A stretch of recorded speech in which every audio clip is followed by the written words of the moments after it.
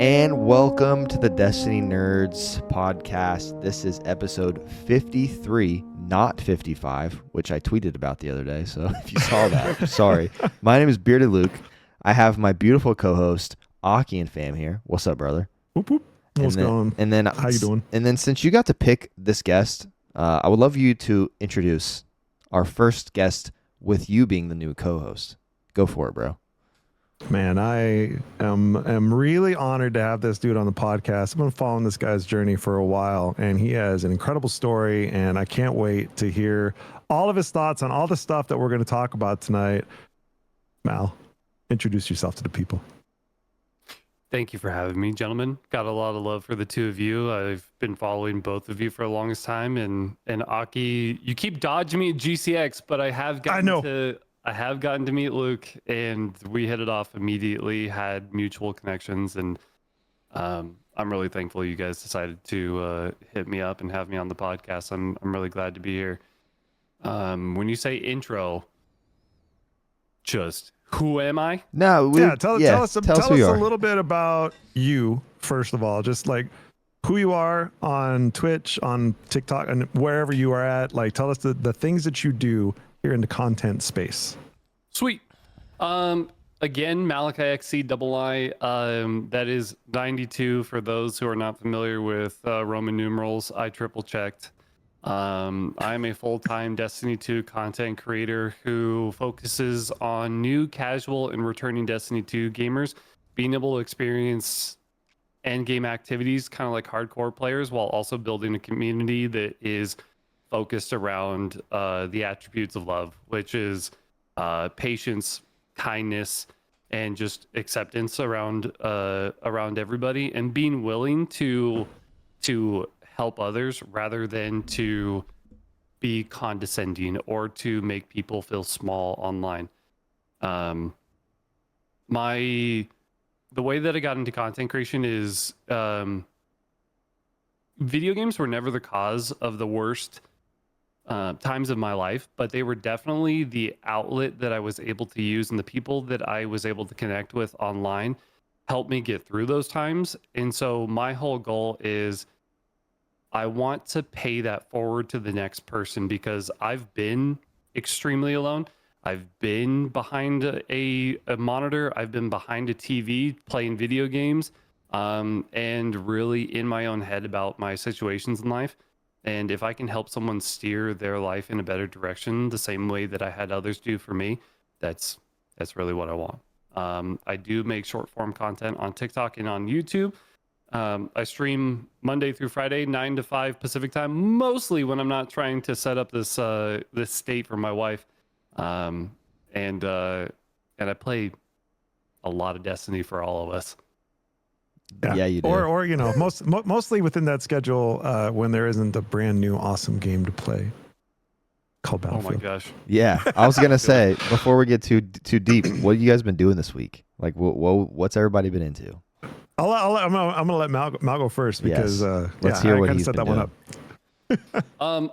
I've been strictly breathing through my AC unit. I've barely gone outside other than to take my dog outside. I've put over 28 hours into Battlefield 6 since release on Friday, and have played it. And it's Sunday today, so we're clear for posterity. Yeah, when did it come out? I usually go to Friday. church Sunday mornings, and I woke up this morning late. I couldn't fall asleep last night because probably the blue light, probably my head was full of blue light, and I decided to just watch, like, live stream the church service, and I called my wife, and as soon as we hung up, played Battlefield for another like 4 Okay, or 5 funny hours. story, because you say that. So today at church we had a spaghetti feed raising funds for kids to go to youth conference, because that's coming up. And I sat down at a table with our pastor's brother, and his wife was like, okay, so tell me about the stuff that you do online. And I was telling her about Twitch, and I pulled up your stream, and I was just like, this is what it looks like. And here's my buddy Mal, and there's the chat. Like, you were literally the example that I used while I was sitting at church. It's amazing. That's so sick. So I hope I was making some plays for. You were making some plays, bro. church. Absolutely. That's funny that you say you had a spaghetti thing at church today. I had a chili cook-off at our church that we do every year, and I was in a hot dog eating competition. And was it with buns and all, or was it just buns, hot dogs? buns and all. They even let me put ketchup. I thought I was gonna like win. The dude who won ate 9 hot dogs. I ate 7 hot dogs, so I did pretty good. That's pretty good. That's pretty but I good. did not feel great for the rest of the day. Oh, sure. Because it's a lot of hot Bro, dogs. it's a lot of bread. I was also that would like be the thing that would get me. I was also like, do I like need to like repent about that? Like, does this count as gluttony? Like, I'm doing a hot dog eating contest at church. I don't which know. is funny. I don't know. Probably not. But it was fun. It was hilarious. fun. And there's so much. Like, we do this big thing. There's like a chili cook off, and there's a hot dog competition. There's like a color run for the kids, and there's a flag football tournament. It's like a million things happening. It was awesome. But what I've been doing this week. I've not played Battlefield 6 because I didn't even know it came out, but that's sick that it's out now. So I need to grab that. I played Destiny one day this week because I feel like I can't do this podcast without playing once a week, right? And then I did the new mission, which we'll talk about later. And I have been playing a mixture of Skate. I'm still on Skate. So Skate, the new, like the early access of Skate. I've been play testing it mouse since like the last 2 years, and then it's an early access. I love skateboard games, and the first season dropped, and it's so bad, but it was fun to play, so I still played it. And then I played a little bit of Cyberpunk, and I played a little bit of what else did I play? A little Borderlands 4. So not too much gaming. I've had a crazy busy week. Like, I swear, I just like wake up and like a kid wakes me up, and then it's like nonstop all the way until my head hits the pillow, and then I fall asleep. And it's great. It's fun stuff. But, dude, it's like I feel like I haven't been able to think. It's been so fast. But it's been a good week. Lots of late-night edits. I'm a little behind on some work, so I've been editing a lot late at night. But what about you, Aki? Which is what we talked about this episode. We actually talked about this episode during one of his late-night edit while I was sessions. editing last night, literally. It was hilarious. No, I've been so I played some Destiny this week, played some Final Fantasy 14 this week, played a little bit of Minecraft with my son this week. We built a tunnel through a mountain and built a road basically, and then he had like this construction add-on. So we drove cars down this road. It was kind of neat. And Megabonk has been absolutely eating up a bunch of my time, dude. It's so much fun. Lately. It's ridiculously fun. Like it's hard to put into words how ridiculously fun it is, and I think a lot of it is the creator just leans into the memes. Like literally every time you die, it says maybe him skill issue, and I'm like, yeah, maybe it is a skill issue. Clearly it is. Dude, and you can also play that game at like a pretty high. I haven't played it, but you can play it at a high level, and it's surprising because I was watching, I think, Shroud play Megabonk, and he was deep into it, and he's like far into the game too. There's a surprising amount of like build crafting, and like you can really mess around with your different characters and what weapons and tome combinations you put on them to try to get, you know, as far as you can, because there's a leaderboard that resets every week, and it's just fun. It's really good. That's awesome. Well, yeah, boys. well, another one of those one man miracle shows we'll probably hear about towards the end of the year during the Game Awards, because it's similar to Balatro. One dude made it, and it's taken over the world. Like That's wild. It's crazy. I love when that happens. How much it's sold. Yeah. That's sick. Well, boys, I'm glad y'all have been gaming, especially you, Mal. All right, before we get into you, we want to talk a lot about you, Malachi. We want to hear all the dirty deets, okay? But first, we want to play Two Truths and a Lie, because it was Aki's idea. Or no, it was I think it was Zanup's idea. I took it. It was going to be 4 truths and a lie, but I was like, well, let's take it down to 2 truths and a lie. We'll make it a little bit quicker. Yeah, it was Zanup. So shout out to our mod, Zanup. He's actually super helpful with literally everything. So let's do it. Are we all doing it, or just Mal doing it? And we're going to guess his. I will start with Mal. Okay. Yeah. Okay. Cool. I had a hard time coming up with like 2 truths and a lie, because it's hard to deceive, I guess. Okay. But my 2 truths and a lie. So I just tell you all 3, right? Yeah. That's right. Yeah. 3. Tell us 2 all plus 3. 1, I think equals 3. Stick the lies somewhere in the midst of it, and we have to figure it out. Okay. All right. So my 3. I love black licorice. I met my wife playing Rocket League. I'm in a Dan Bilzerian Halloween video. Dang. That last one feels real. Yeah. So whenever it's something wild, I feel like it's real. Unless he's in one, but it's not a Halloween video. Like, I'm not sure. Yeah, he could have met his wife. That you met your wife playing video games. I'm not sure if you met your wife playing What's it? Rocket Does League, your- though. Like, Does your wife play video games? No. Oh, Oh. well, there you go. See? Okay. I vote that one. There it You're is. supposed to guess before You're starting supposed- to yeah, ask see, but I guessed that questions. one. To be fair, Yeah, yeah. that was the one I was locked in on. I was so going to got guess that one too. All right. No, the only video Oh, games it's my funny. wife has really played was We ruined the poll. We was ruined the Super poll. Smash. It was Super Smash. She plays Bayonetta, and the reason why she's good is because she doesn't even know what she's gonna do. Like that was. Yeah, but really that's the only perfect thing character we- for that. Oh man, that's awesome. I feel For sure. bad for asking a question. This wasn't 21 questions, was it? It was 2 truths and a lie. I love it. I love wasn't it. about to lie about like the lie or Does she play games? or anything like that. Does she? Luke, do you have yours, or do you need me to give mine so you can think Give of yours. I've not even thought about this, but I can make something up. All right. I don't have a standalone washer. I've met a U.S. president, or I almost broke a state swimming record. Man, those are good. Those are good. There you go. You've Hmm. met a president. You don't have a single you don't have a what? You don't have a washer and Don't dryer? have a standalone washer. Yeah, What does that mean? I don't have a washer. Like you don't wash No. like you wash clothes in the sink or like in the bathtub?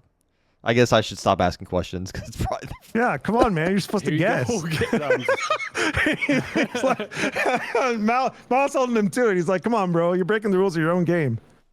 If I had to guess,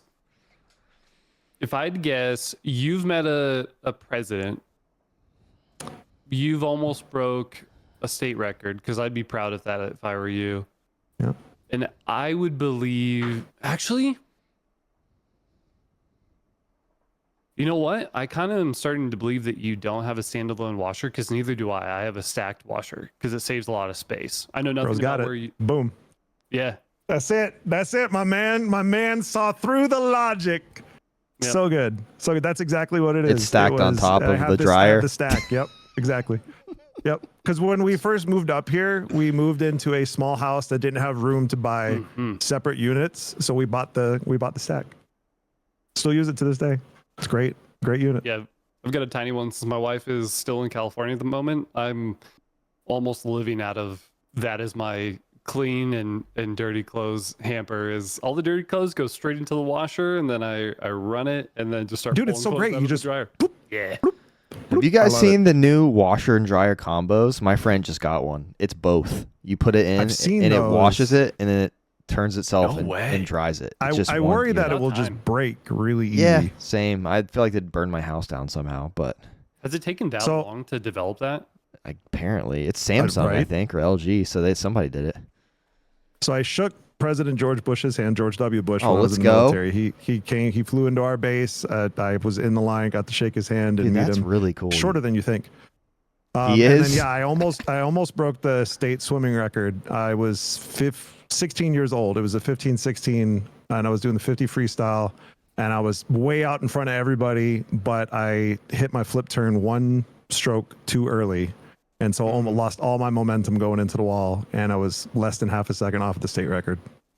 Dang. So yeah, I You didn't even go know never back? cried so much in my teenage life. Like, oh man, Oh, I'm sure. yeah. That's so good. That was at the state swim meet, and I turned 17 the next month, so I aged out at that point. Mm. Yeah. Dang. Okay. Yeah. I love that Mal understood the logic because he also has one. That's my That favorite is part. that Mhm. is sick.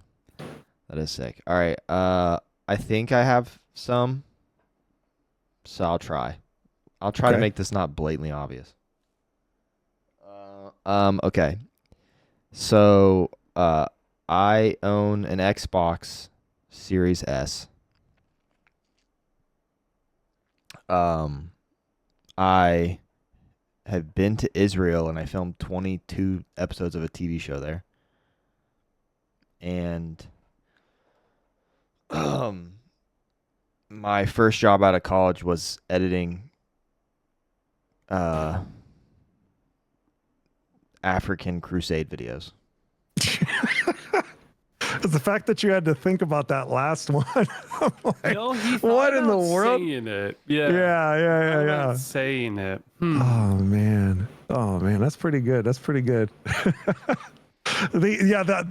was just like, wait a minute. You're not a very Aki, good what do you liar, think bearded about those three? Because I have my guess. Okay. I guess number 3. Okay, wait. Before you tell us, I'm waiting. Yeah. that was so oddly specific that I believe that that's a truth. Okay. I want to say the lie is the Xbox Series S because I've He has seen an Xbox so Series X. many Bearded Luke tech videos, and it's always been PCs, it's always been cameras, it's always been iPhones. Who's gonna make an Xbox Series S video?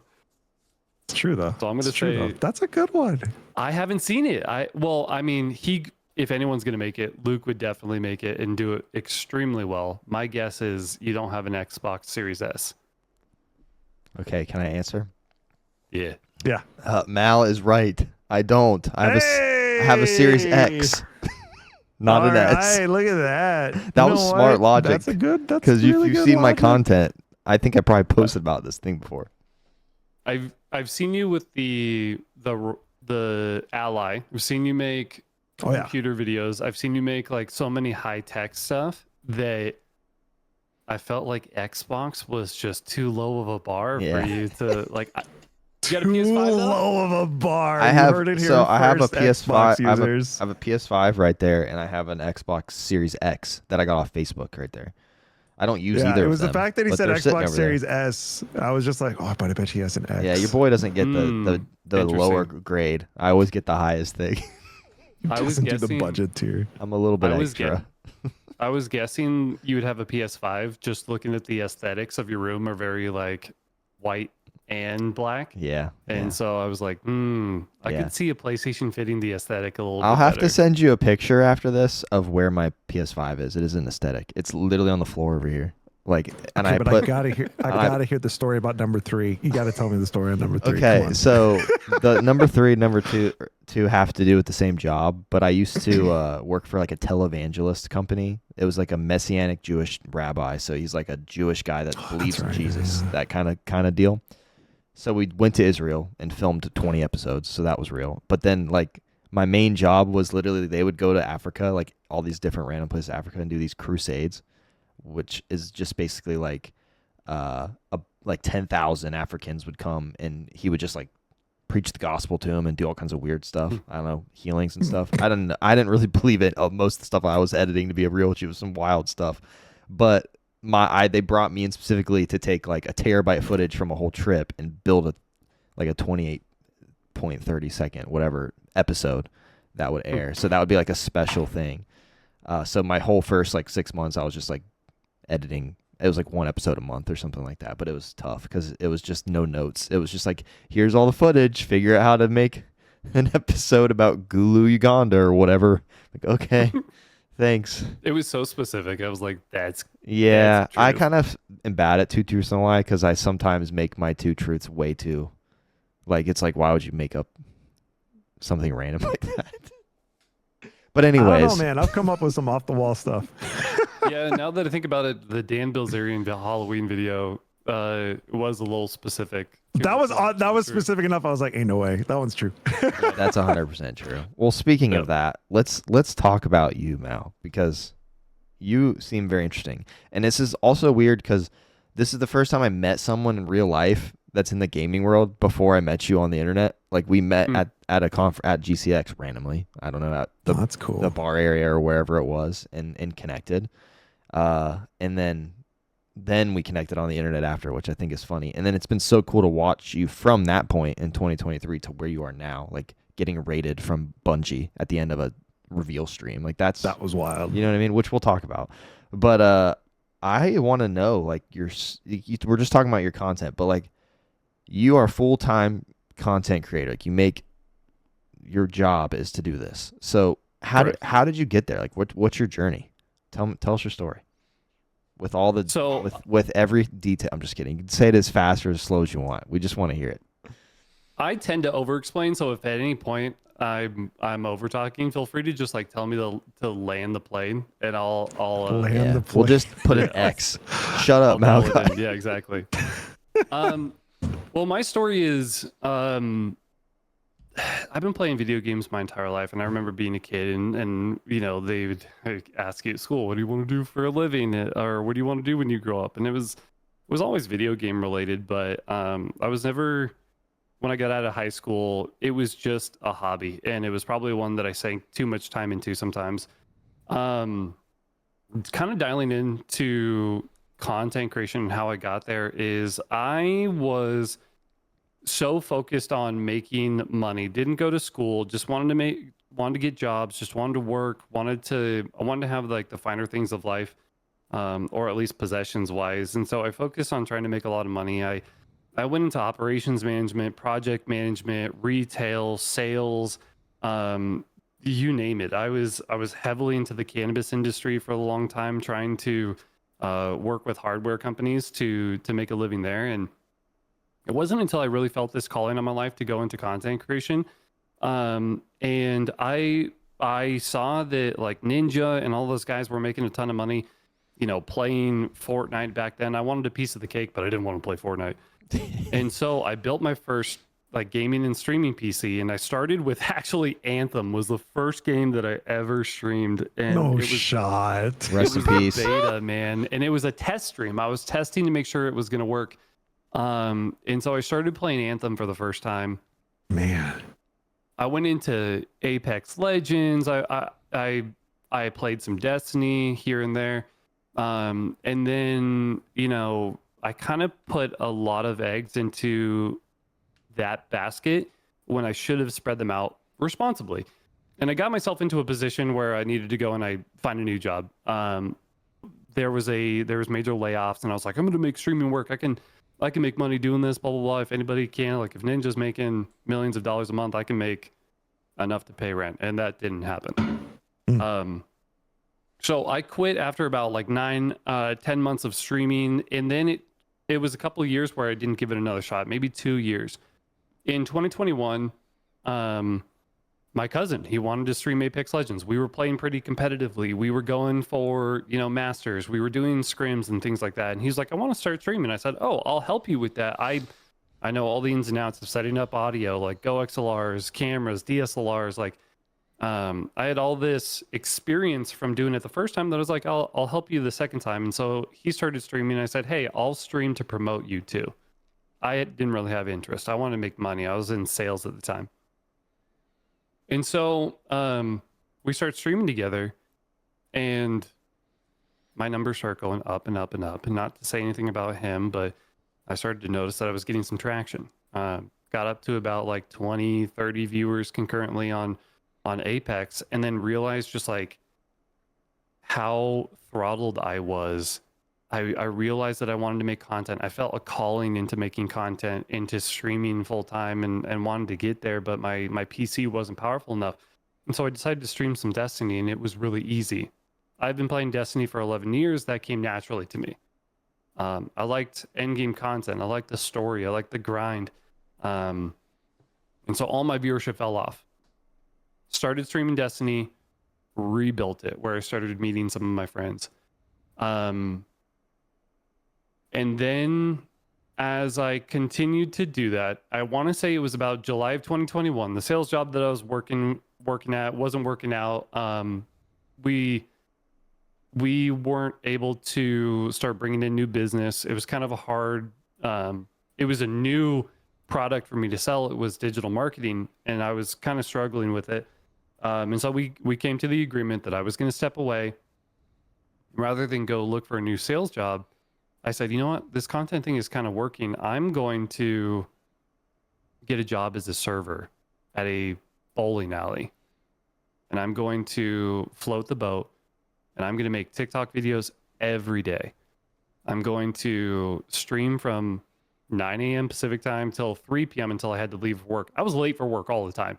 And my bosses understood what I was doing. And I continued to do that. Trying to live the dream.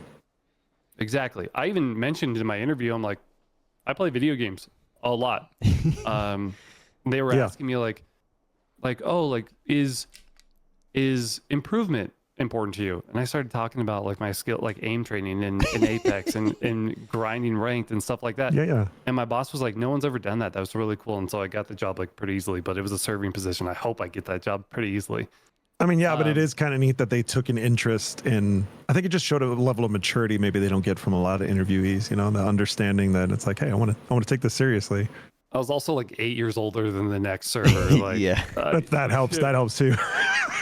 You're not like a for teenager. sure. Exactly. And so I started, serving and bartending and continuing to grind. And I remember in October of 2023, I made a comment. We were at a sub number where I was like, you know what, 100 more subs and I'll quit my job and go full time. And a good friend of mine now named Equitas, he and not to be confused with the Destiny streamer Equitas Gaming, a different Equitas, Sure. drops 100 subs and goes, call your fiance, quit your job and you can do this. And so I went full time from there, and I just continued to grind. We hit Twitch partner in January 2024, which was such a blessing. And just like the conversations and genuinely investing into people kind of led to, you know, becoming a Bungie creator, making friends with employees at Bungie, and which I'm not trying to flex. There are some great people who work at Bungie, and one of them is such a great friend of mine. And here we are going through the Destiny challenges together. Yeah, you said that. Yeah, I'm like, you oh, are. we have three Destiny creators sitting here in the same room. That's true. Love Destiny still. Dude, that's true. wild. That's a cool story. That all, because I basically was trying to think of it like, all right, so what's happened to him since I saw him last? Because like most of that happened since the last time I saw you. Yeah. So Got engaged, got married, moved out of California. Just a couple other things that I didn't Yeah, include yeah. in there. But yeah, where you Just a at? few life-changing events. Are you you know, have no some big crazy? You've got some crazy stuff happening now. Like you look like you're in a different spot than I've seen you before. Like I missed I the am. convo you had with Aki before we started streaming. But Well, yeah, I actually I moved out of California for again. it's been a little while. It's been like 2 months. I'm Okay. coming Yeah, up on 2 months. So it's relatively recent, is all I'm saying for Luke's sake. yeah, It's, yeah. I don't spend a lot of time on exactly. Twitch, but I just remember your old background. To be honest, that's why I'm like, oh, this looks new. Anime posters. Kobe is still back Yeah, there. I he's don't know still if he's there. in frame, but yeah, Kobe's still hanging out. Let's I go. moved down to California. Another calling felt on my life, and I've learned from mistakes in the past. You just, when there's a calling, you pursue it. And for a couple of reasons, it having the right to protect my family for one. 2, it's a lower cost of living, and 3, it gives me and my wife a fighting chance of starting a family and being able to afford it going forward, because we're looking to build houses. I think the average house out here is like average. Obviously, there's going to be, this is not our market, but average house out here I think is like 500,000, whereas California is pretty much Southern California is pretty much $1 million. Oh yeah, That's absolutely. crazy. There's no comparison there. California is Yeah. astronomical from a real estate perspective. Yeah, I always hear everyone that lives there is like, this ain't the place to start a family unless you're super rich, like, or if you don't want to get destroyed with taxes. But I don't know anything. Yeah, I've been to especially in California. content. Yeah, especially in content. I live in Ohio. It's pretty cheap here, so we're living the dream out here. But that's sick Near that my you good friend Mac, who. Royal Mac. Oh yeah. Yeah, we met. He met me here, like at my church office, like 3 years ago. Did you know that? That's and crazy. he picked up a PC from you, I think. Yes, that's what it was. That's where the connection Yeah. was. Yeah, I had to connect that for a second. That's funny. Well, that's crazy, dude. So, Aki, before you have any questions, I don't want to like take up all the questions here, but because I'd love to talk about another thing. But did you have any other questions about his journey? I think there's a lot in that, and I think at some point down the road, Mal, I'd love to have a more in-depth conversation just about your story and your journey, the things that you've listened, because that whole, just that one note where you talked about, I've learned when there's a calling and you don't listen to it, you regret it. Like that's hours of conversation right there, it feels like. So that's awesome, dude. Really, really cool. Heck yeah. So before we get into some topics, I do want to ask you this, because I was there. I don't always watch the like live reveals of stuff because I'm always free. But I don't remember what it was, but there was one of the Bungie reveals for a season or something. You'll probably know it better than I. And then you got raided by Bungie that day, and I obviously was like, well, I know him. This is crazy. Dude, tell us what that experience was like, because that probably did first of all, I guess, did you know that was going to happen going for beforehand? And then, I mean, maybe I don't know. And then second, like, what did you feel like? They reached out to me. I got reached out to by a partnerships manager from Bungie the day before and said, "Hey, are you going to be live streaming the reveal?" And I said yes. And they said, "Can we raid you after?" And I went, "Of course you can." We say no. Yeah, it turns out none of my like connections or friends at Bungie had anything to do with it. Like, I guess my name got brought up, which is such a blessing, and it's, I'm so thankful for. And I will tell you this: there's only one other time I've been this nervous, and that was on my wedding day. And it's not like, it's just the nerves. It was also really hot, and I was about to see my smoking hot wife walk down in a beautiful dress, and I was so nervous to start the rest of my life with her. The runner up to that is that Bungie stream. Like, I'm usually pretty good. I've caught a couple raids where the numbers were significantly higher than mine, and I always felt comfortable. But when you see like a raid of 42,000 people coming in, that, how did I feel? One, Cloud9. Two, I was nervous. I didn't know how to act. DMG, the boy Dylan, goes, and to continue the conversation, we're going to send it over to our good friend Malachi. Make sure to ask him questions and stuff like that. That's the kind of thing, like, you clip it and you print it off. Yeah, you You're put like, that on your this wall. is forever. This is on my wall forever. Like, I don't think I talked about the reveal at all, dude. I was so nervous. Like, I didn't share my thoughts on anything that they showed. I was just like sitting there going, should I play? Like, what do I do? What do I do? There's so many people. what do I do with my hands?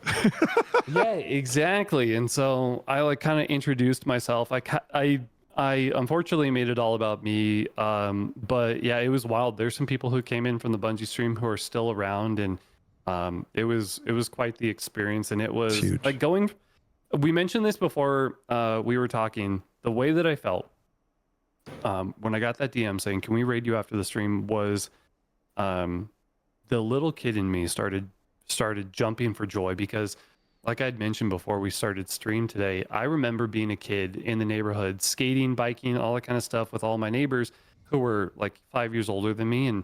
And growing up, like, we didn't have any consoles between Nintendo 64 and PlayStation 2. I didn't have an Xbox, but I wanted to play Halo. And one of my neighbors I knew had an Xbox. I knew he had Halo, and so we'd be skating, and when I was done, I would turn over to him and be like, "Can I go and sit in your family room and play Halo?" and so I'd sit there alone, just like playing the campaign and stuff like that, probably overwriting their saves and whatnot. And their parents would come home and just see this kid from the neighborhood, like, "Oh, okay, like, cool." Guess he's having fun. It was normal And that, so dude. I know that feeling. I did the same thing. It was just normal. There'd just be Yeah. random Like, I kids didn't at your have- house. We didn't have any exactly. consoles growing up, like, for me. And so my buddy across the street, he had the Sega and then Nintendo 64, and that was where I would go over to his house and I'd play Sonic the Hedgehog, or some of the Shadows of the Empire, Star Wars Shadows of the Empire. I remember that for N64 was a lot of fun. Great So games. yeah, man, Great that was an amazing season of life. Yeah, so the kid in me, when I got that DM, was just like, I cannot believe how full circle it's come from being such a big Bungie fan. And back then, they are whales. Like, you don't even think about it's like going, oh, that's NFL size to you when you're a kid. Yeah. And so for them to reach out and be like, "Hey, can we send viewers over to you after our stream?" That was that was monumental, and I will absolutely always forget, or not forget. Don't forget that, bub. I will not forget that, and that being monumental, and just kind of like our content creation journey for sure. Absolutely. What a So milestone. cool. That's really, really cool. It just shows that they appreciate you. Like they obviously are watching what you're doing, and they trust you enough that they want to send all their people to go watch you after, and they know that's going to help you. Obviously, 42,000 eyes immediately on you. You know what I mean? Like, that's crazy. Wild. Like Yeah. I remember watching Absolutely it, wild. and it was like all your stuff was breaking because there's just too many people coming through. I was watching your little follower count because it was like before. I think you were about to hit 10,000. And it was just like flying up. I was like, this is so sick. I was so happy for you. When that happens, awesome. you just pause alerts, man. It's pretty wild. I was so pumped. I It's was probably like, a great pro tip for future reference. If any of you listening to this podcast know you're going to get rated by Bungie, pause your alerts. it'll be, bro, I hope it's you next, Aki. That'd be so sick. I mean, you know, at the end of the day, we're huge Bungie fans. That's why we're here. So it's awesome. Speaking into expectations, make sure that your ad settings are at the right setting, because that was the single-handedly biggest ad revenue day I've ever had. And I also think that it also deteriorated the number of people who stayed. And so I wish I would have turned them down a little bit, because like connections with people is so much more important than money. And I usually have like an average amount of ads to avoid pre-roll ads. And yeah, I may have like pushed some people out because of 3-minute ads every once in a while. So when it does happen, Aki, make sure that you set those settings accordingly. I appreciate that. I appreciate that confidence, brother. I appreciate it. I love it. I love it. Oh man, Dude, your story's sick. Let's talk about the new exotic mission. It dropped this week. We've all played it, right? Everybody's encountered it and experienced it. And yeah, Heliostat. Give me your hottest hot take, Mr. Malachi. My hot take is that the axe is cool. It's the first time that we've ever gotten an axe into Destiny. It's got some fun interactions, maybe a little underwhelming, but not as underwhelming as the entirety of the mission, especially when you start pitting it up against some of the greats, which there's so many. The first ones that come to my mind are Dual Destiny, Zero Hour, like absolutely love those. Dude, Presage. Yep. That's one of my all-time favorites. I love that one. The fact that our first run took maybe like 13 minutes or so. When you finish the mission and the curtains close, you kind of just sit there and be like, what am I going to do until Renegades? I was really looking forward to this mission. And as someone who does a lot of helps, people don't need my help to do that. And so I have a really hard time with it, because what am I supposed to do? Like it's an opportunity to play a mission that people haven't done before, but like, why would anyone need to play with me, or why would anyone come to me for help with the mission if it's that easy? So night of release, my daughter and I played through it, and you know, I had played through it with another creator friend, and so I was like, I let her figure things out. We were done in 30 minutes, like with her figuring out all the mechanics, and she looked at me and she was like, "That was really short." That was like it was really short. There's no explanation for it. Like I get it. Like there is less people working at Bungie working on things right now than we've had in the past. We talked about it on the last podcast. Obviously, there's been a couple big rounds of layoffs. There has been attrition. There's been other things that have happened, and so I think we're seeing some of the result of those decisions in regards to the level of puzzles and the quality of the content that we're getting in this exotic mission. I felt it was short. I felt there wasn't enough challenge, not necessarily from an enemy perspective, but just from a pure trying to figure out the mechanics and solve things. Like it felt very basic. You know, I mean, we're in pumpkin spice season, so I guess that fits. I felt like it was like a joke. I'm not gonna lie, like in the nicest way possible. I was like, you know, hitting you guys up in Discord, like I need my boys to come help me tonight, because I'm like thinking it's gonna be hard and take 40 minutes by myself. You know, I could have done it by myself instead of asking people to come and help me. But I got in it, and I was just like, at the end of it, I was like, that was the. I don't even think I got a hit on the boss. Like that was the boss. Like that was it. What did we just do this for? Like first, why do we do this? It just felt like, dude, I would have rather not had this mission than had it. To be real, because it felt like I'm not to whoever made it. You're way more talented than me. I have no clue how to do any of this, right? But when it comes to like the standards of like exotic missions in Destiny, that's something that they really usually knock out of the park in most ways. So I was like very underwhelmed. Yeah, I think go ahead. No, you go ahead. A lot of times when I look at an exotic mission, not only do I look at the base of the activity, but I also look at the secrets in it as well. And the secrets didn't take long for me to figure out whatsoever. All we had in as secrets in the mission were these like vex shapes that we just had to break with the axe, and they were really obviously planted around the map. And if you just looked around a little bit, they were appearing out of nowhere. Nothing was truly hidden. Because when you go into that first room, right, when there's the doors that are hilarious, by the way, Bungie, I absolutely love dying to troll activities. But the first secret is so obvious that you then know to look around for these vex shapes. And I wish it was, Wrath of the Machine type secret chest where you're using binary code in order to get into the chest. Those kind of secrets are what set a mission for me, especially an exotic mission. Give us a little more to play with. It just kind of felt like they under-delivered a little bit on it. I found the first thing, and I realized I had to break it with the axe. And I literally found them all on my second run of just walking my daughter through the dungeon. I was just like, well, there it is, catalyst. Oh, well, I guess that's over. I also got 2 catalysts on one. I think I broke the triangles, and I didn't even have to break the squares in order to get 4. I think it was the exotic trait 4. The worst part for me was that it felt right as things were getting good, it ended. Like that whole reach through time, I'm like, ooh, we about to go fight some big baddie or something's about to happen. We're about to, are we going back to like experience Siva? Like what's about to happen? It was over. Yeah, as soon as that chest spawns, you're like, no, like the gold chest is here. That's it. Dang it.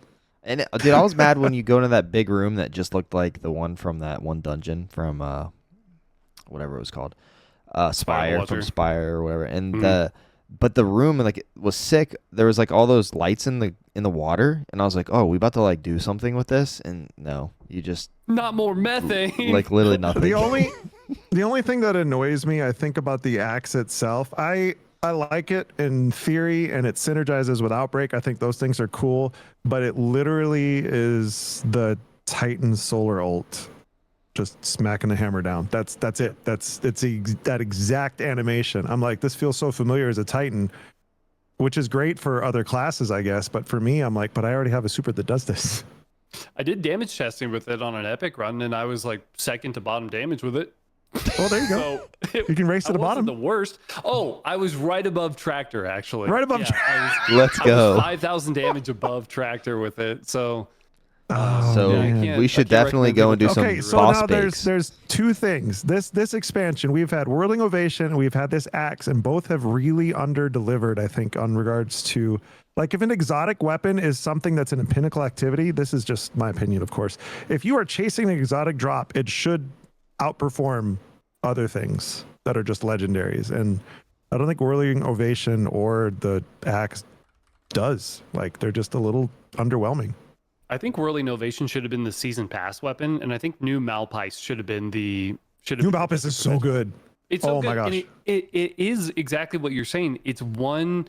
I wouldn't say one level above. It is exotic. It has an exotic feel to it, but it is like a little step above Mint Retrograde. It's the exotic version of it. And rather than giving us Whirling Ovation, where we're like, sick, gonna throw that into the vault. If you would have given us New Malpice from Desert Perpetual, I think more people would have wanted to chase it, and therefore increasing the player base within a raid activity like that. Big agree. 100%. Yeah. Well, sounds like we're all on the same page here. This mission was not it. Try again. Well, I mean, And again, it's a fun mission. It is fun. What is there is neat. It's really cool. It feels very accessible to just your average player.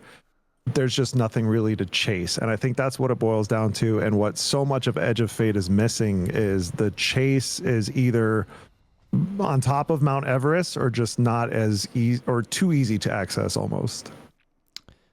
Yeah, I never, 5 years ago, if you would have asked me, you ever think we're going to work with a Scion to plug into codes on the computer? No, I would never have thought that. That was kind of cool. It was kind of funny. That was neat. There were some neat little touches. What I did is, as soon as I finished it, the first thing I thought of was, this is an exotic mission after the last one that we got, which, correct me if I'm wrong, might have been Dual Destiny.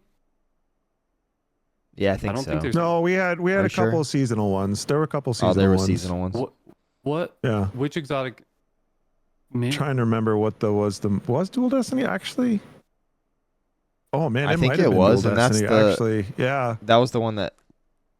Because I'm going back to Starcross. It's how you could unlock the rest of Prismatic was through Dual Destiny, right? Am I wrong? No, you could get all of Prismatic outside of Dual Destiny. Yeah, that was for exotic class items. I think it was Dr. Shabby was trying to. He hadn't done Dual Destiny, and there was like something he was missing. I will never forget the clock arguments. Everybody just so mad and just like, how do you do this? And like there was just debate raging online for days. Which again, we're missing that with this exotic mission. There's zero debate about anything in Heliostat. It's just you do it, you get the axe. The end. To me, so we've got Heliostat, right? Super easy mission, underwhelming exotic, in my opinion, which I could always adjust in the future, make it stronger. But you compare that to the last mission, which was Dual Destiny, which was complex, and it was a combination of like symbols and communication. And I know that the community was pretty torn about having to work with somebody to get the loot from it, but it was so complex, it was so fun, it was so interactive, it was really, really entertaining, and it was relatively long. Those subjugators at the end were a fun little battle to have, and then also a PvP at the end of it. Like that was so innovative of a mission. And then it got the exotic class items, which were so meta and so good. You wanted to run it over and over and over to get the god roll from it. And then you get Heliostat and you get an axe and then you're done. When you compare those two exotic missions and you're wanting to, when you get those two exotic missions and you're wanting to run one of the missions for the innovation, for the entertainment, for the interactivity, and then for the loot as well, you would never go, I'd rather run Heliostat. That's going to take up more of my time. This is more rewarding or even replayable. You're going to pick Dual Destiny, and it's more of a challenge as well. Heliostat, I could see going into Grandmaster and stuff like that, but it kind of just feels like another Portal activity, and it follows suit with everything that we've gotten kind of in Ash and Iron.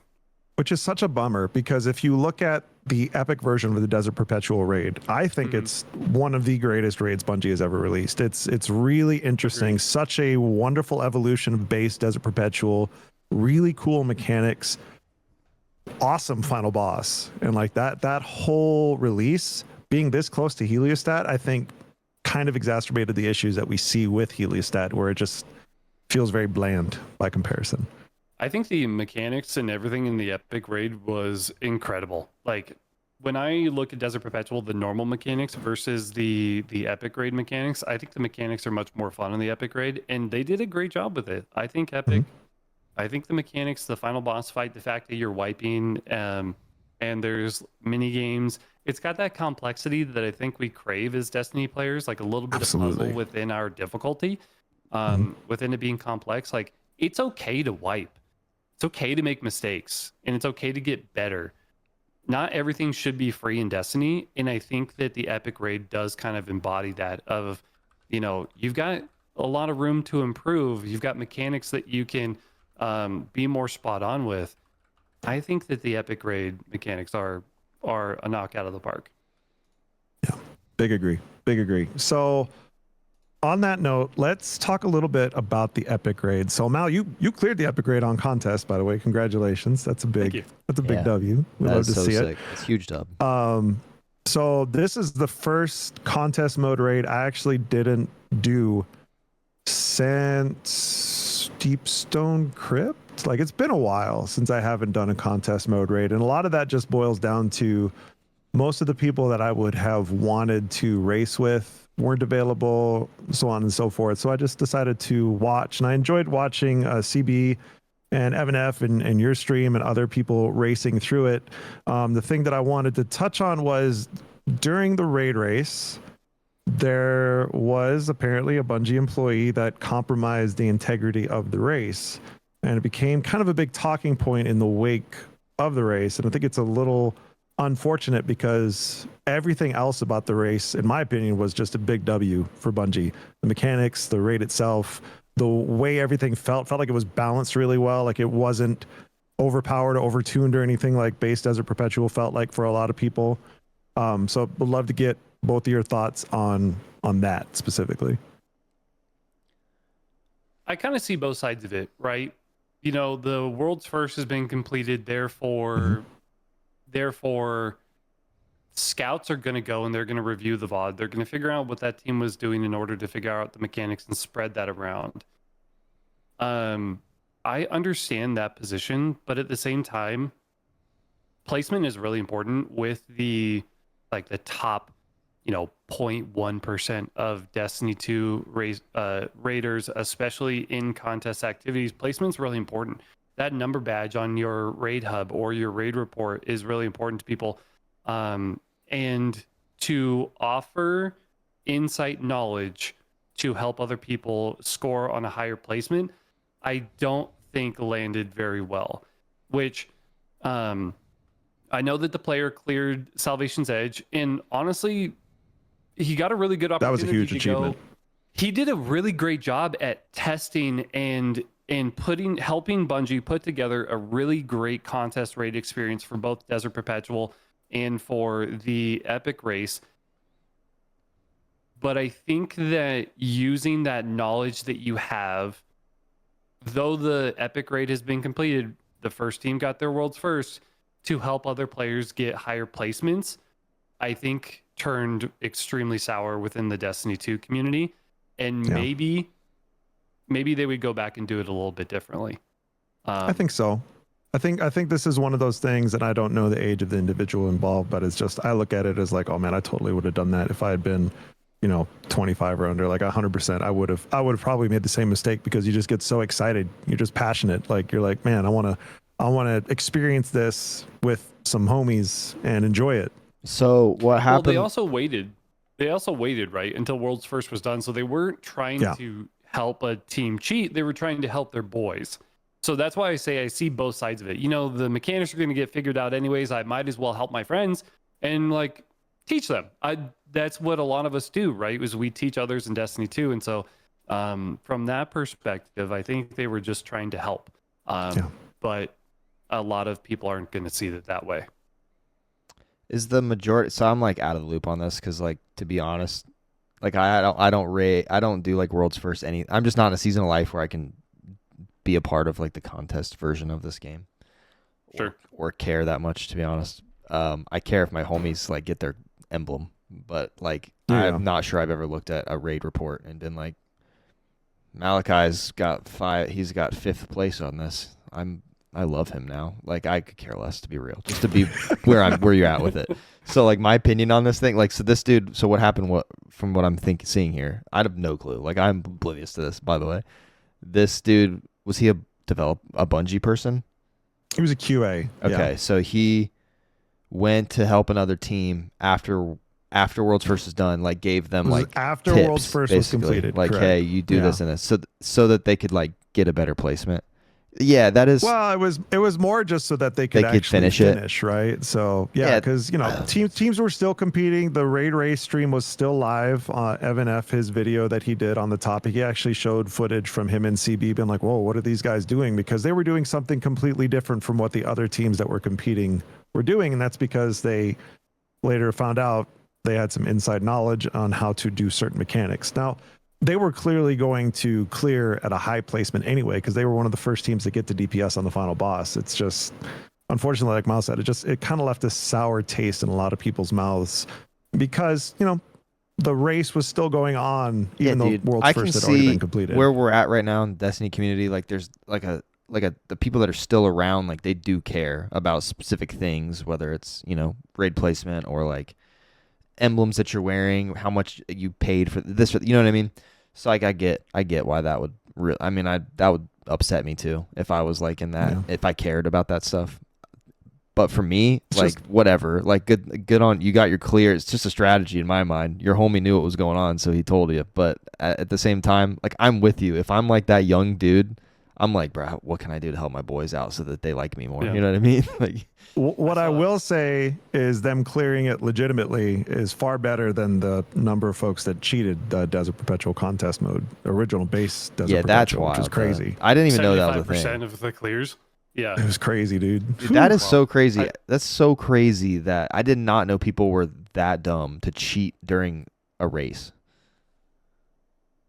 Bungie cracked down on it pretty hard too. Like, good on them for really cleaning up the leaderboards, the APIs, and issuing bans. Obviously, bans are really controversial in Destiny because people just make a new account and they Sure. continue to play.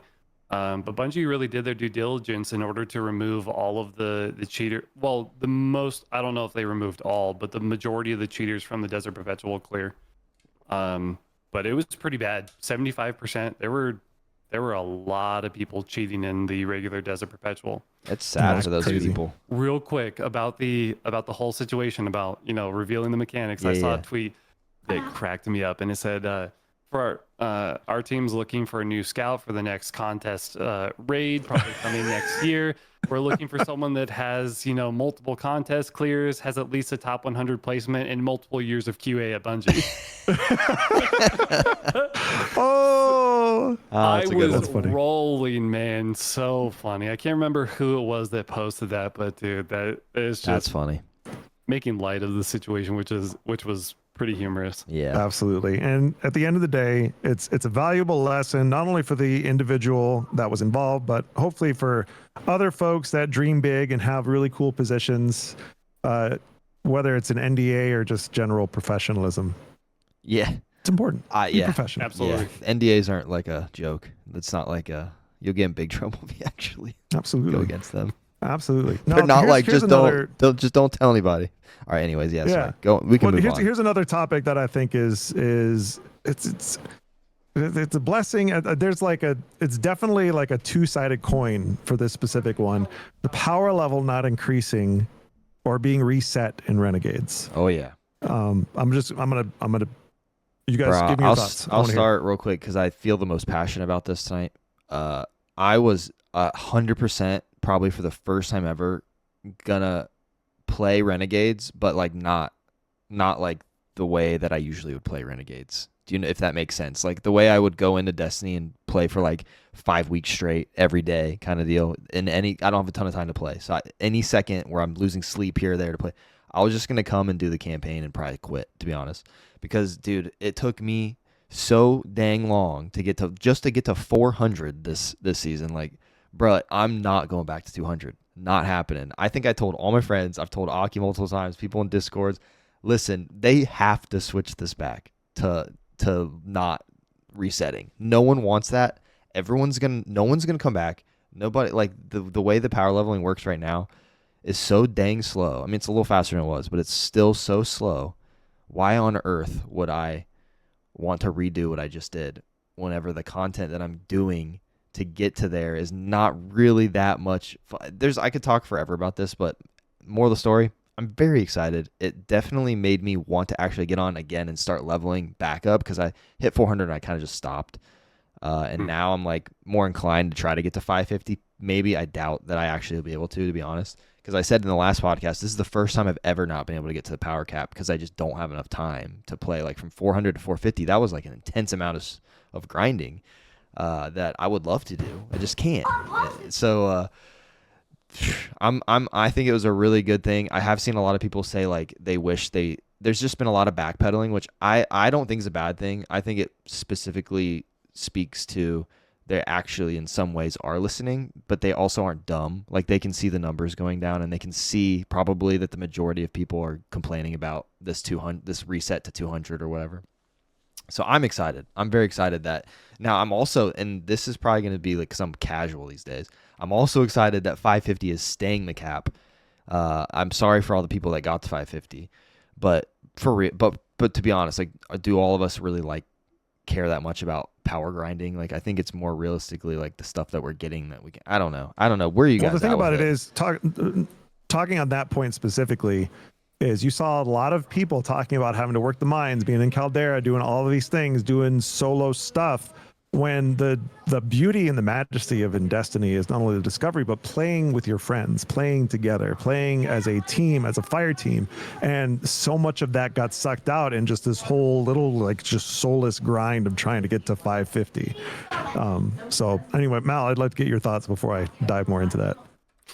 I think that them carrying power over into Renegades is a smart decision, as well as unstable cores, because unstable cores can be pretty frustrating to try and build up. So I think that that's a good thing for sure. Bungie is listening, and that has been proven by other developers, where there have been internal conversations about how do we connect with the community more. I actually had a friend who was applying to be, a community manager. He was going to be on their social team, and in the interview they had mentioned to him, like, oh, okay, our goal for your position is to, listen to the community like some other companies do, Bungie and other companies. So Bungie does a lot of things really well.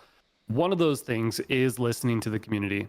And I think what they did is they heard a bunch of feedback, and they're willing to make some changes based off of, making the community happy. And they're going to try and work with their the tools at their disposal as well as they can. I think that them not resetting the power from 550 in unstable cores is a good thing for the community, because, as you know, we're having some lower numbers, lower concurrent players on the game. If they would have reset things, I think people would have felt that their time was being disrespected and not wanted to log on, or be less likely to play more in Renegades, and may feel more like Luke does: get in, do the campaign, go play something else. The goal is to keep players on Destiny, and I don't think that resetting the power from 550 in unstable cores would have done that. No, and I agree. And I think the biggest thing, you touched on that briefly, is players feel like their time isn't being respected. And I feel like so much of that is already happening. So this change is a net positive, I think. Obviously, part of the core gameplay Destiny loop is trying to make funny number go bigger, right? So without funny number to make go bigger, for those who have already grinded up to 550, let's be honest, those are the diehard Destiny people that are going to be playing this game regardless of if there is a chase to go make funny number go bigger or not. It is a huge boon for all of the people who like to play something that is not Destiny and also play Destiny, like myself, for example, that is still mid 300s. And now I'm like, okay, well, now I feel a motivation to go to 550 because I know that's still going to be the mark for the foreseeable future. For me, it was really hard because there's a lot of awesome games out right now. And, I've been wanting to spend my time playing other games, not just play the same activity repeatedly in order to optimize my grind and get it to go up, because that's what we've realistically done in the past, right? You try to find the best way to get to pinnacle cap, and then you have an opportunity to do whatever else you want to in the game, which kind of brings us full circle back to the portal. And we talked a lot about the portal last episode. I would love to get your thoughts, Malachi, on the portal itself, both mechanically and maybe what you think it should be, depending on your thoughts on the portal. Because my thoughts on the portal are, I think it was a bad design choice in implementation. Like, how it is currently implemented is not the best. It might be a good foundation, but there are some things about it that need to be adjusted and expanded and built upon. And it feels like, for me, it feels like a symptom of a smaller dev team and smaller resources trying to optimize this one portion of the game while everything else is it's still there. But yeah, what are your thoughts? I'll start with the good, because there's a couple things that I think are good about the portal. And the portal is, one, UI ease of use. I think it's pretty easy to get into an activity, and it's faster. It's less clicks to get into an activity, which is typically pretty good, rather than, but at the same time, we started playing this game because it was supposed to be an MMO. We like the world. We like to go all over the UI. I think there was some ease of use that was that was implemented with the UI there. And I also like the customization that, you know, an activity can be as easy as you want it to be, or it can be as difficult as you want it to be. You can be, you know, 40 above the power, or you can be, you know, 80 below. So that customization I think is really good. But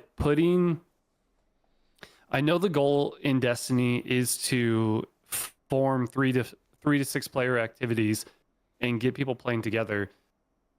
But the way that Portal was implemented didn't do that. It the only way that they're incentivizing people to play together is the focused weapon or armor that day on the activity. But if you are focused on power grinding, you're going to go in solo. You're going to go do Caldera. You're going to go do K1 or Creation. It doesn't really incentivize people to play with others. So I think that there are good pros and cons to the Portal. I think it's so early as well, especially since the game has been out for 11 years and we've only had Portal for a couple months. I think it can grow, as Destiny always does, but for right now, I think the skeleton of it is decent. But as far as it being practical, I don't think it really hits the mark or where Bungie was intending it to land. Yeah, I would agree. Yeah, I would agree. Luke, do you have anything you want to add to that? Yeah. Nah, he pretty much said it exactly how I've kind of lean on the more positive side of the Portal. I think I see what it is, like, especially since they kind of tracked back a little bit where you can go in to back to the menus. It's not low contrast or low saturation anymore. Yeah, I appreciate that they resaturated the director. But I like the simplicity of stuff. I don't really want to go and find. It did stress me out before. There'd be like 50 freaking yellow things all over the screen, and you play it for so long, and you're like, I used to remember where that yellow thing is, and now I don't know what this yellow thing is over here. So it's nice to me to. Or there were yellow things you didn't need. Yes, exactly. Yeah. Like regular, like base powerful I don't need gear powerful gear anymore. Pinnacle. Exactly. Yeah. So I think the idea of what it is, I'm still on board with. I see a lot of Portal haters, to be honest, but I think that, like you just said, that was like this is where, like, I think some people just have actual logic and don't just like spew random nonsense. It's new. It's been out. People's opinions. Yeah, it's been out since Edge of Fate. So like. It just started, and if we sat here and judged Destiny based off of Destiny 1 launch, bro, we wouldn't be sitting here 11 years later. That's a great historical context note, because Destiny 1 at launch was rough, right? We all have those fancy rose-colored nostalgia glasses. But Destiny 1 at launch was rough. I didn't even play Destiny 1. I just remember reading everything about Destiny 1 at launch and be like, "Whoa, this is blah blah blah blah blah." But it greatly improved over time. Yeah, it was just, it wasn't that it was bad. It was just like there wasn't much to it. And that's kind of how the Portal is. There's not much to it, but I can see where it can be a positive thing in the future. And also, like, they're letting us they just want you to be able to play it, the game however you want. So if you want to use the Portal, you can, or just don't use the Portal. Like, it's not like their UI has ever been that, like, intuitive anyways. You got to hit like 50 buttons anyways. I still forget some of the buttons, to be honest with you, because I'm on a controller or something. I like switch to my menu and my directory on accident all the time. So, and it boils down to, like, in the world, I'll sometimes be like, world, no, this is my map. Portal, map, portal. Exactly. Where is Neptune or something? Yeah. Like yes.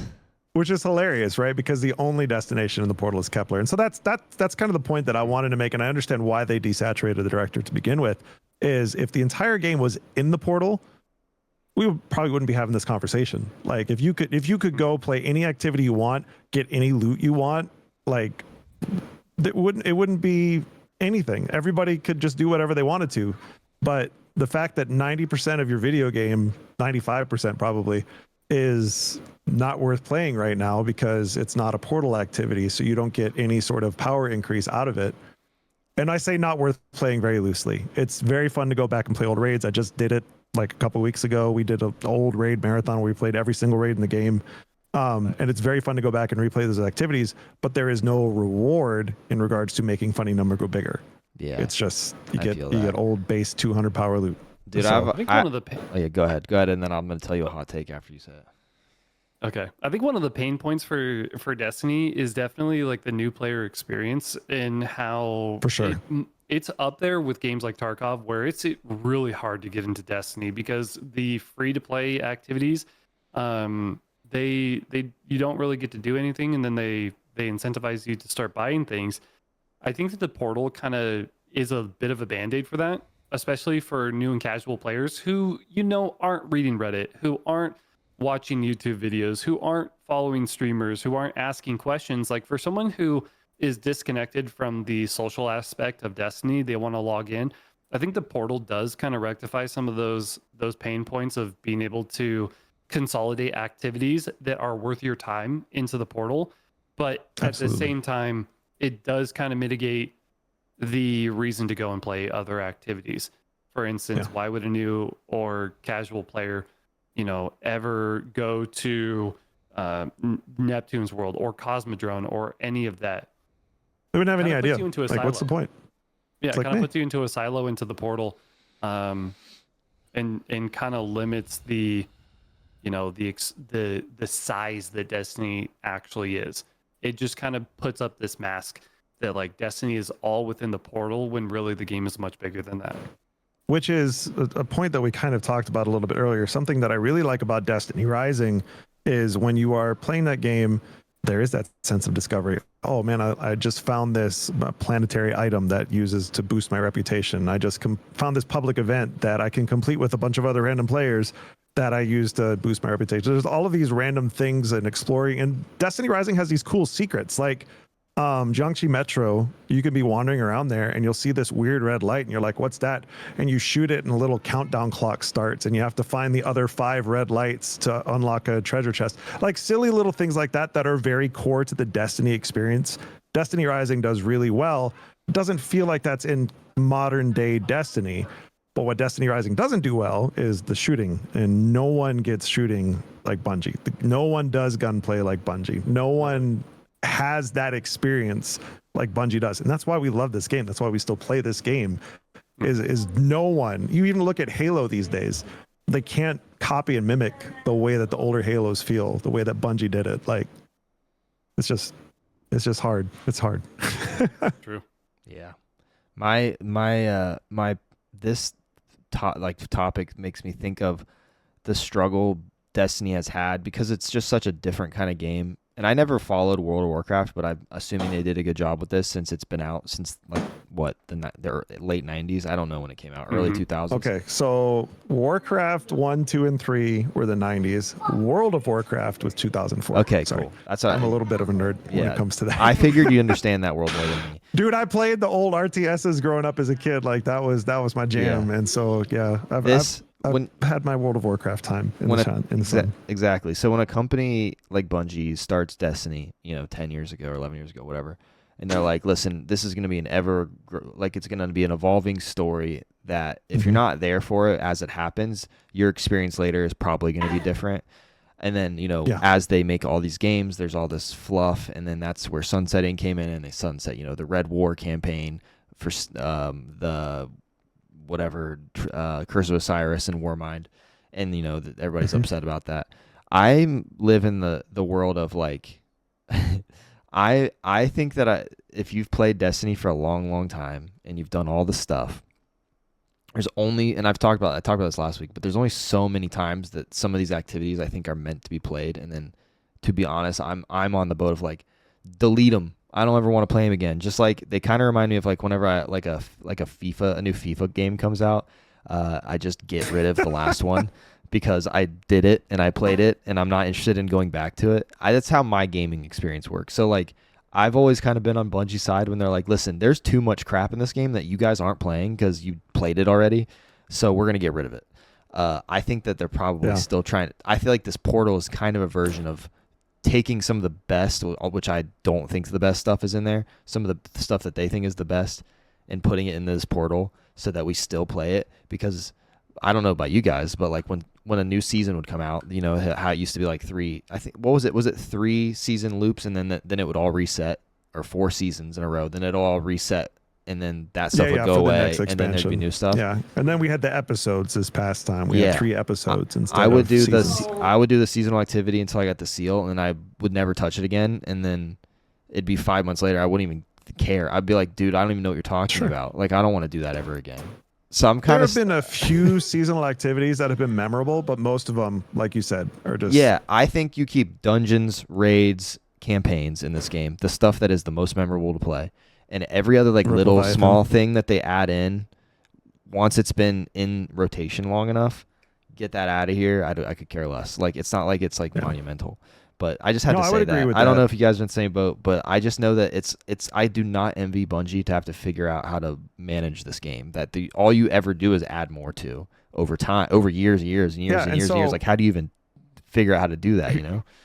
here's a random follow-on question: when do you decide to cut off the old consoles? When do you axe PS4 support? Like when does that go? I the forget way they of the still are dodo? supported. To be honest. That's why sometimes it takes forever to load into the tower. That's one of the biggest gripes I see is sometimes it'll take you 10 minutes to load into a tower instance, and it's because, I got a PS4 user in here. It's hard to like give an opinion on that without coming across as elitist because Sure. um, Absolutely. there's a lot of people who are in circumstances where they can't afford a new console or Yeah, stuff like yeah. that, but they still want to play the games that they love. But at the same time, you want to keep the game optimal and optimized and keep it up to date.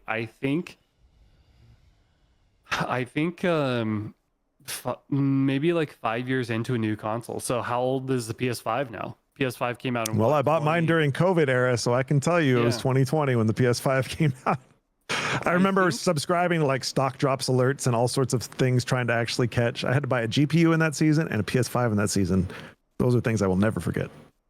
I think 5 years is a good amount of time for people to upgrade from a console because, and that's not to say that, I'm not trying to look into people's like circumstances or anything like that, but it's a significant amount of time. And it, not just for Destiny, there's going to be other reasons too that you're going to want to upgrade your console or your technology. I think 5 years is a good amount of time before you get rid of like old generations. So, I think have there's been a sympathy for those significant amount of folks that. for some of the similar reasons. It sounds like, you growing up, didn't have a lot of money, didn't have consoles. So it's, that's one of those things that's hard for me to judge, but I do understand it's definitely a pain point, at least with current Destiny 2, which some could say would make an argument for a Destiny 3. So I would love to hear your guys' it's a good transition. thoughts on the hot topic of everybody wants a Destiny 3.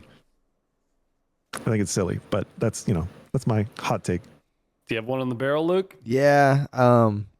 So listen, Destiny 3, I'm fully on. I don't know what's going on internally, so this could all just be mumbo jumbo, right? We're just some guys doing a podcast on Twitch, but Yeah. I think that Final Shape ends. Let's say 2-3 years before that, they're working on Destiny 3. None of us know about it, even though it's impossible with how stuff leaks these days. I think Final Shape comes out, done. Like you can maybe figure out some sort of seasonal thing that is going to transition into Destiny 3 one day. So just like make it really lame because we know the Destiny 3 is coming. So we're not going to, we'll be good if it's like a year or so after that. I think that they missed the mark big time, but there was a lot of stuff going on internally there at the time. So it's tough. It's tough for me to like not be upset. Like it's tough for me to be like, they should have done that when I know how business works. Like we're not all over here in Magic Land, right? Like they got to make money. Businesses are ran crazy. None of us know how developers are ran. Like we don't work there. But if they would have come out with a Destiny 3 after so the Dark and Light saga ends and it's like, all right, sick. Let's do a whole new storyline with a whole new game, but let's not call I'm in the boat of something a little different though. I don't want to call it Destiny 3. I want to cut the number off and now it's Destiny. And Destiny just like you kind of just you don't erase Destiny 1 and 2, but you just make Destiny its own brand where it doesn't have to have a 2 because it still doesn't make sense that there's a 2 to me at this point. Like goodness, it's been forever since this game came out. Why is it still the second one? If it's an ever evolving world that they really really want us to play, then just name it Destiny, and then boom, add expansion names for years and years and years and years and years forever. As long Just like as it's World of as Warcraft, long right? as, Then yeah. you have all of the expansion, or Final Fantasy 14 with all of the expansions. As long as that ever and that's what I think personally would have been better. But I'm in the boat now. It's like we can all be like, yeah, Destiny 3 is the only thing that fix it, but it takes a long time to make a game. It's not like you just make a game in 3 months and boom. Like if it's like we're making a new game from scratch with a whole entire only for next gen consoles. It's like all built, like graphically built from scratch, because it's a new engine. Like, let's say there's new cert, like it's dedicated cert. Like, there's like a lot that goes into it that isn't just like, oh, man, I wish Destiny 3 would probably fix everything. Like, I'm sick of seeing it on the internet, to be honest, because Absolutely. obviously it would fix everything, but it's not realistically what's in front of us, and it's not just like going to manifest. If anything, Well, it wouldn't even necessarily fix a lot of issues that we have with Destiny 2, right? Like, I feel like we got a pseudo Destiny 3 with the portal. Like, I feel like this is their attempt at resetting and trying to cut and basically make the sequel. But like, my hot take is just give us Destiny Classic, give us like Destiny 2 Classic or whatever, give us the stuff back, and then go make Destiny 3. Let us have one continuous experience of the Destiny 2 game from start to finish. Like we have Destiny start to finish. Give us that, and then go make Destiny 3. That's my hot take. I pretty much agree with that. A lot of what you both said is it would have been such a knockout just a home run if, Final Shape kind of closed the curtains and we went into Destiny 3. And I think the timing now, I think it's going to be really hard for Bungie, and I'm rooting for them. And this is going to sound like Bungie glazing and all this, and Destiny glazing is Destiny 1 and 2 have called them the same franchise, has been a generational game that is probably going to go down as one of the greatest games. Absolutely. It lived for a long time. It had great aspects. There's other games that have, come to try and take the crown, and it's taken forever for other games to compete. Destiny 3, I think, would be, for the game Destiny, I think a third iteration of it would be really healthy for the game, but I don't know that the timing anymore makes sense. And I think I remember someone at Bungie mentioning that they do want to get rid of the numbers and just call it Destiny sometime in the future. I think that's the long-term goal, or at least was. I heard that somewhere Sony too. Purchased them. Yeah. I don't know that Destiny 3 would. I'm sure it would fix a lot of things, but I don't know that it would repair player sentiment. We're gonna need a lot of proof, and it's kind of like the conversations that you have in relationships, right? Is like, you say this, you say that, but like, I'm looking at action. And so I'm rooting for Destiny. I'm not one of those weirdos who is saying, "Oh, it's dying, it's a dead game," and stuff like that. There's no way that Sony's gonna let this game die. I think Destiny 3 would be very good for the entire franchise. I just don't know about the timing anymore. Maybe maybe they announce that they start working on it. Maybe that's good. But I think that Destiny needs a huge overhaul for people to find interest in it and to find that it's worth playing. Yeah. I think those are all really good points. And that kind of leads into the next topic, where I wanted to ask, how much does Sony's acquisition of Bungie, how much do you think that's shifting, or do you think it's already shifting how Destiny's operating right now, how Bungie's operating? Obviously not an independent studio anymore. They have a parent company once again to report to. It was Activision. They had a season of independence. Now we're in the Sony days. Do you think that the Sony acquisition was good for Destiny, or do we think that maybe it would have been better if they stayed independent? I think so. I think it's good for Bungie. And again, I have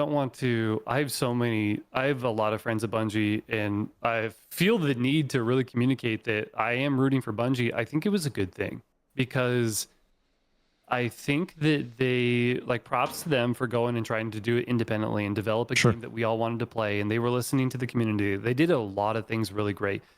I sometimes wonder if the creative and the execution started to run dry.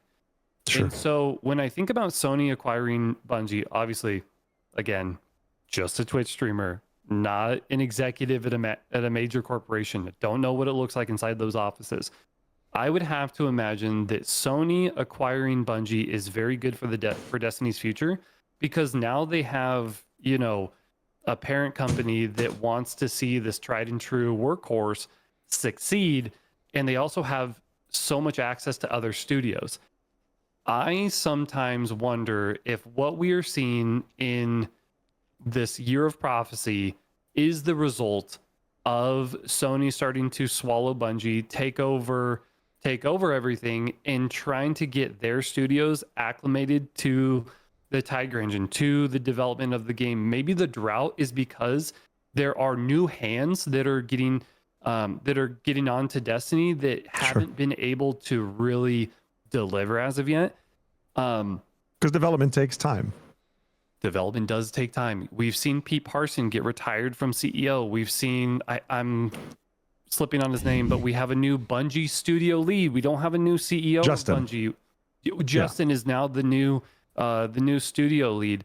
I think what we're seeing is Sony really getting their hands on Bungie, on Destiny, and I think it's going to be good as long as they allow the narrative team at Bungie to continue telling such a fantastic story, which they've done, but then really support them on the back end to develop activities, games, or activities, end game content, PvP, all these things that we really crave as a Destiny enjoyer. I think it's a good thing. I think it's going to support Bungie in their direction, and I also think they're a different parent company than Activision. Activision is very focused on microtransactions. It's very focused on revenue, which every corporation is focused on revenue. Sony's not that different, but Sony makes some great games.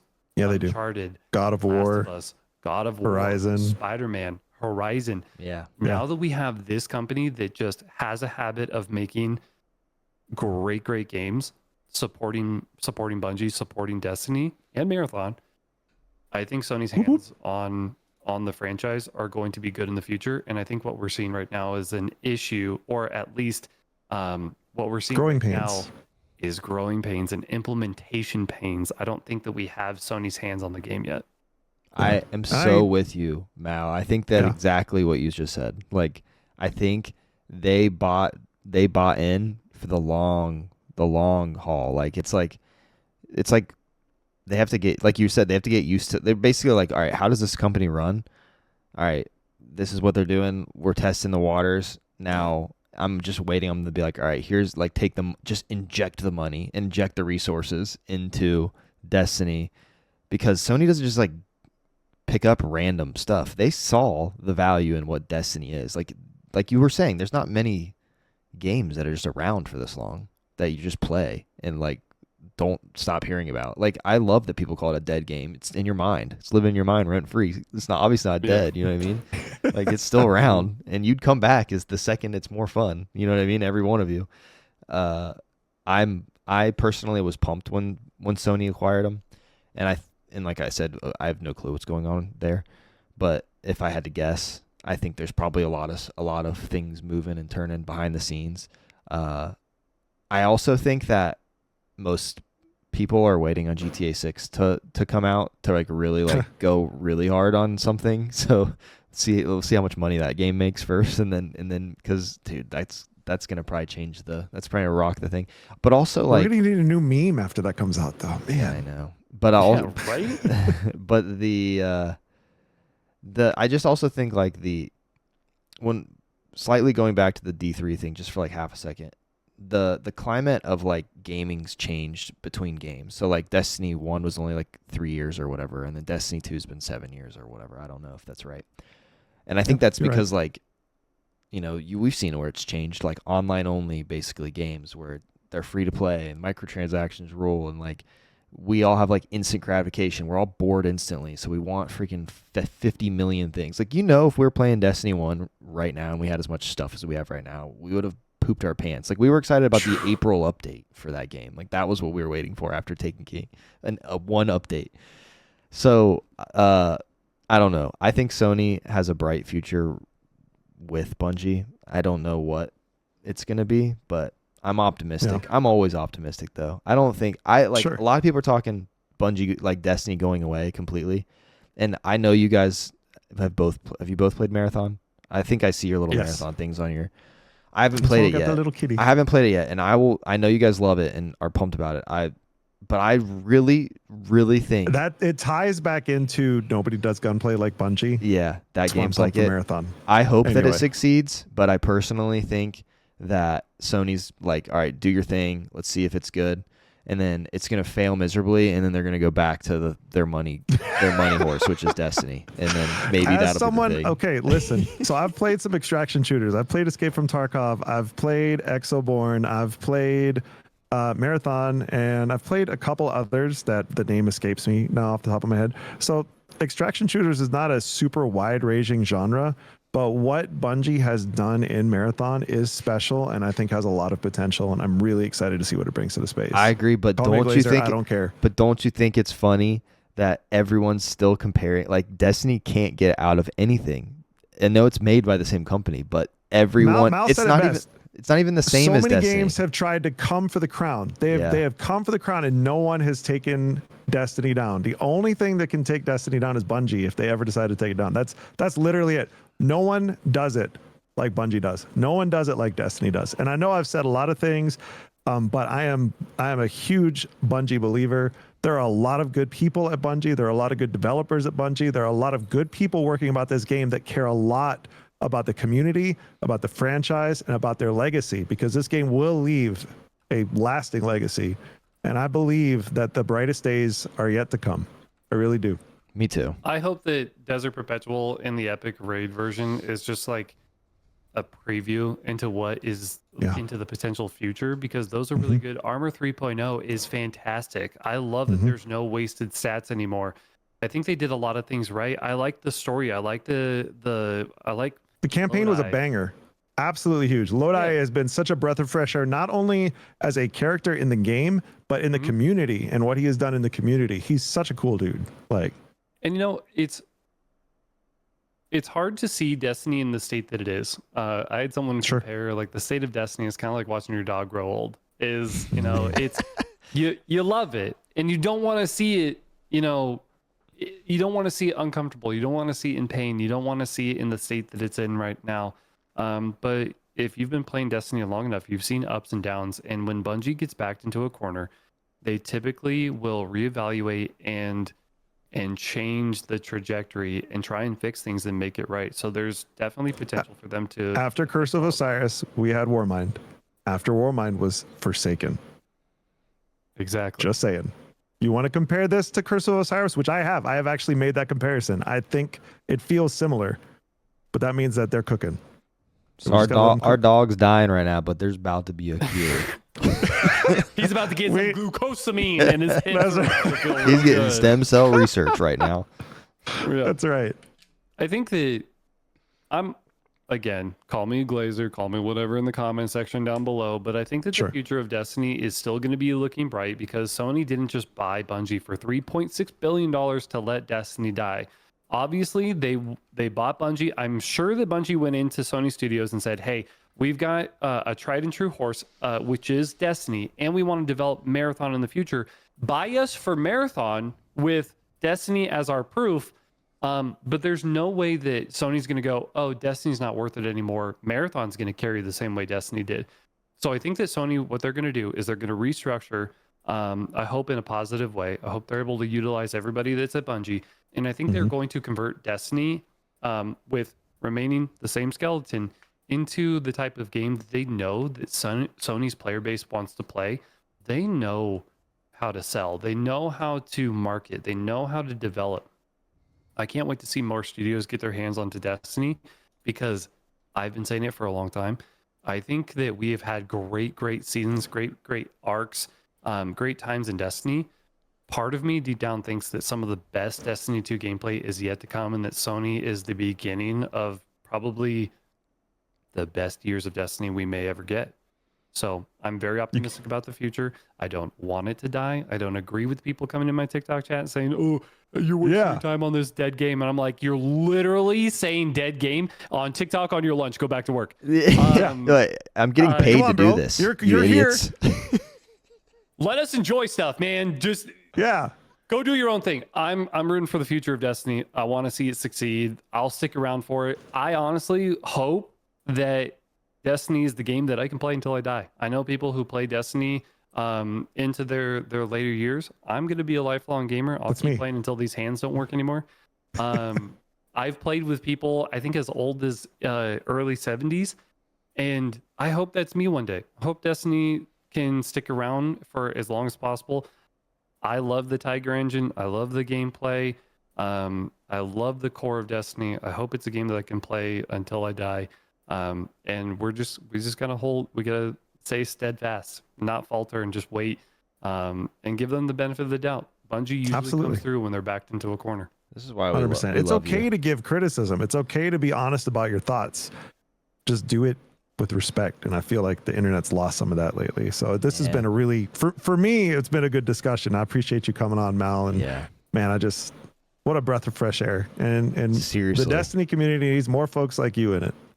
Yes. I appreciate that. And thank you for what you guys are doing. You guys are some of the best guys to be doing a Destiny podcast. And it's a breath of fresh air, especially in the state of Destiny at the moment. So thank you so much for having me as your first relaunch guest. Been a pleasure to be here. I also have seen Maddox in chat. What's up, dog? Let's go. Hey, if you're ever looking for people, my DMs are always open, man. Heck yeah, brother. And listen, at some point, I'd love to take Peach through the Epic Desert Perpetual. Might have to get with you on that. You know where to find me. Absolutely. And it's brother. not well, Battlefield 6. I'll come play Destiny. I just need a reason. Yeah.